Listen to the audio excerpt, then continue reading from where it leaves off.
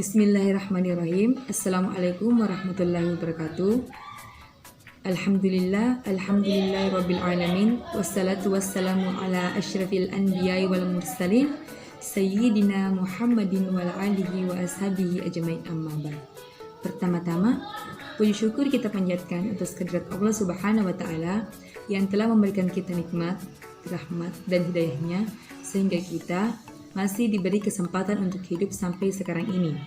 Dan tak lupa pula kita kirimkan salawat serta salam kepada junjungan kita, kepada idola kita, Nabiullah Muhammad SAW. Baiklah, perkenalkan nama saya Herianti. Saya dari kelas Afita 3B akan mencoba untuk menjelaskan sedikit mengenai aliran Jabariyah. Pertama-tama yang harus kita ketahui tentang aliran Jabariyah adalah pengertian Jabariyah. Jabariyah berasal dari kata jabar yang berarti terpaksa. Jabariyah memahami bahwa manusia tinggal menjalankan skenario Tuhan.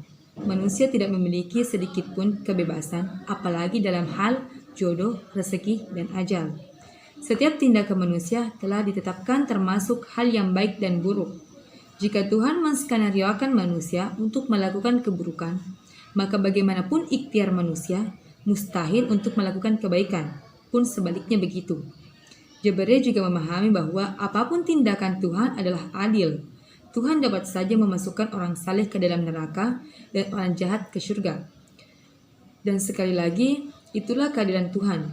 Manusia hanya dapat pasrah menunggu takdirnya. Selanjutnya yang harus kita ketahui tentang Jabariyah adalah asal-usul kemunculan Jabariyah. Faham Al-Jabar pertama kali diperkenalkan oleh Jad bin Dirham, kemudian disebarkan oleh Jam bin Safyan dari Khurasan atau Persia. Ahmad Amin, seorang ahli sejarah, pemikir mengkaji mengenai kemunculan faham Al-Jabar.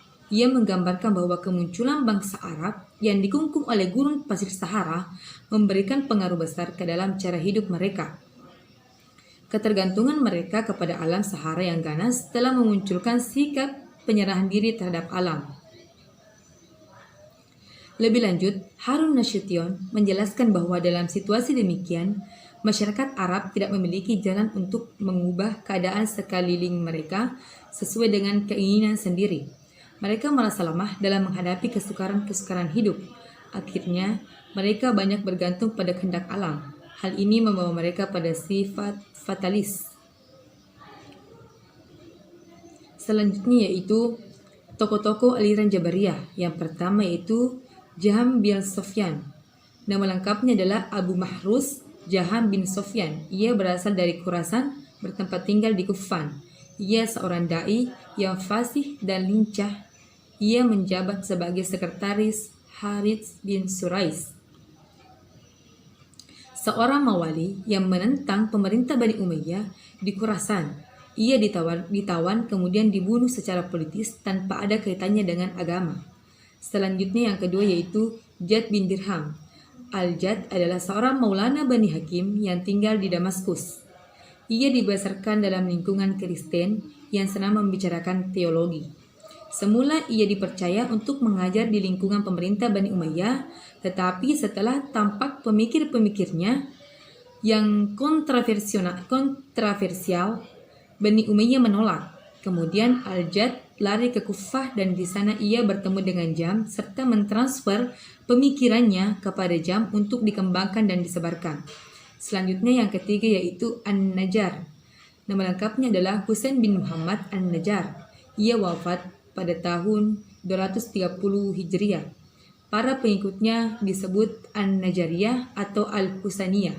Selanjutnya yang keempat yaitu Ad-Dirar. Nama lengkapnya adalah Dirar bin Ammar. Selanjutnya, doktrin aliran Jabariyah. Menurut Asy-Syahrastani, Jabariyah dapat dikelompokkan menjadi dua golongan, yaitu ekstrim dan moderat. Doktrin Jabariyah ekstrim dengan tokohnya yaitu Jam bin Sofyan dan Jad bin Dirham berpendapat bahwa segala perbuatan manusia tidak merupakan perbuatan yang timbul atas kemauan sendiri, tetapi perbuatan yang dipaksa oleh dirinya. Misalnya, kalau seorang mencuri, maka perbuatan itu bukanlah terjadi atas kehendak sendiri, tetapi timbul karena qada dan qadar. Tuhan menghendaki yang demikian. Dengan kata kasarnya, ia mencuri bukan atas kehendaknya, tetapi kehendak Tuhannya. Selanjutnya, manusia dalam faham ini hanya merupakan wayang yang digerakkan oleh dalang. Demikian pula manusia bergerak dan berbuat karena digerakkan Tuhan. Tanpa gerak dari Tuhan, manusia tidak dapat berbuat apa-apa. Selanjutnya, doktrin-doktrin Jabariyah ekstrim. Ada 6. Yang pertama yaitu manusia tidak mampu untuk berbuat apa-apa. Yang kedua, surga dan neraka tidak kekal. Yang ketiga, iman adalah makrifat atau membenarkan dalam hati. Selanjutnya yang keempat, kalam Tuhan adalah makhluk. Dan yang kelima, Allah tidak mempunyai sifat yang berupa dengan makhluk atau serupa dengan makhluknya, tidak sama. Selanjutnya, manusia terpaksa oleh Allah dalam segala-galanya. Hanya Allah yang mengatur manusia. Doktrin Jabariyah moderat dengan tokohnya yaitu An-Najjar dan Ad-Dirar berpendapat bahwa Tuhan memang menciptakan perbuatan manusia, baik perbuatan jahat maupun perbuatan baik, tetapi manusia mempunyai bagian di dalamnya. Tenaga yang diciptakan dalam diri manusia mempunyai efek untuk mewujudkan yang diciptakan dalam diri manusia. Manusia mempunyai efek untuk mewujudkan perbuatannya. Inilah yang dimaksud dengan kasab. Menurut fasam kasab, manusia tidaklah majbur, dipaksa oleh Tuhan. Tidak seperti wayang yang dikendalikan oleh dalang dan tidak pula menjadi pencipta perbuatan, tetapi manusia memperoleh perbuatan yang diciptakan Tuhan. Menurut faham ini, Tuhan dan manusia bekerja sama dalam mewujudkan perbuatan-perbuatan manusia. Manusia tidak semata-mata dipaksa dalam melakukan perbuatan-perbuatannya. Doktrin-doktrin Jabariyah ada 3, yaitu yang pertama, Tuhan menciptakan segala perbuatan manusia, tetapi manusia mengambil bagian dan peran dalam mewujudkan perbuatan-perbuatan itu. Yang kedua, Tuhan tidak dapat dilihat di akhirat. Yang ketiga, satu perbuatan dapat ditimbulkan oleh dua pelaku secara bersamaan. Selanjutnya, perkembangan dan pengaruh aliran Jabariyah hingga kini. Perkembangan aliran Jabariyah yaitu keadaan mereka yang bersahaja dengan lingkungan alam yang gersang dan tandus. Mereka tidak dapat melakukan perubahan-perubahan sesuai dengan kemauan mereka. Akibatnya mereka lebih tergantung pada kehendak alam. Selanjutnya yaitu, dan pada masa Bani Umayyah, pandangan tentang Jabar semakin mencuat ke permukaan. Abdullah bin Abbas dengan suratnya memberikan reaksi keras kepada penduduk Syria yang diduga paham Al-Jabariyah. Hal sama dilakukan pula oleh Hasan Al-Basri kepada penduduk Basra. Kenyataan ini menunjukkan bahwa pada waktu itu sudah mulai banyak orang yang berpaham Al-Jabariyah. Dari bukti-bukti di atas dapat dikatakan bahwa cikal-cikal paham Al-Jabariyah sudah muncul sejak awal periode Islam. Selanjutnya, pengaruh pola pikir Jabariyah dalam kehidupan sehari-hari. Banyak pengaruh negatif yang dihasilkan oleh aliran ini.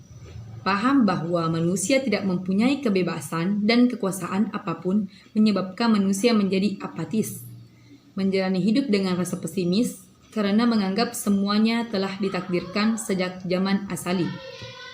Tidak ada gunanya berusaha karena manusia hanya terpaksa melakukan sesuatu. Manusia beraliran ini menjadi malas, tidak kreatif, menyerah sebelum bertanding, dan pasrah terhadap apapun juga. Selain itu, yang lebih berbahaya adalah selalu menyalahkan Tuhan untuk semua perbuatan buruk yang mereka lakukan. Selain itu, mereka selalu mencari kambing hitam dari setiap kegagalan dan kesalahan yang mereka lakukan.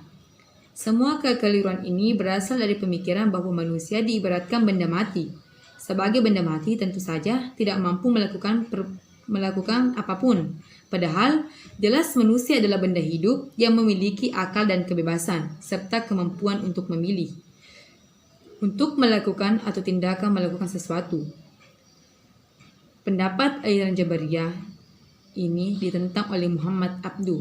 Menurutnya, kekuatan-kekuatan alam yang membatasi kemauan dan kekuasaan manusia membuat manusia sadar bahwa di alam wujud ini terdapat suatu kekuatan yang lebih tinggi yang tak dapat dijangkau oleh kekuatan manusia, dan di balik usahanya masih ada kekuasaan yang tak dapat ditandingi oleh kekuasaan manusia. Selanjutnya, perbedaan antara aliran Jabariyah dan Qadariyah. Aliran Qadariyah yang percaya bahwa segala tindakan manusia tidak diintervensi oleh Tuhan. Aliran ini berpendapat bahwa tiap-tiap orang adalah pencipta, baik segala perbuatannya. Ia dapat berbuat sesuatu atau meninggalkan sesuatu atas kehendaknya sendiri. Manusia mempunyai wewenang untuk melakukan segala perbuatan atau kehendaknya sendiri, baik berbuat buruk dan berbuat baik. Oleh karena itu, ia berhak mendapatkan pahala atas kebaikannya yang dilakukannya dan juga berhak pula memperoleh hukuman atas kejahatan yang diperbuatnya. Selanjutnya, sedangkan aliran Jabariyah berpendapat bahwa segala perbuatan manusia telah ditentukan dari semula oleh qada dan qadar Tuhan.